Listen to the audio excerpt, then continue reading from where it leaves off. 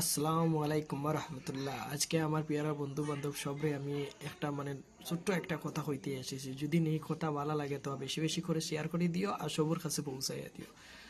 আজকে আমি প্রায় কতদিন থেকে শুনে যাচ্ছি যে ওয়েস্ট বেঙ্গলের মধ্যে মুর্শিদাবাদে বাবরি মসজিদ নামে আরেকটা মসজিদ বনছে।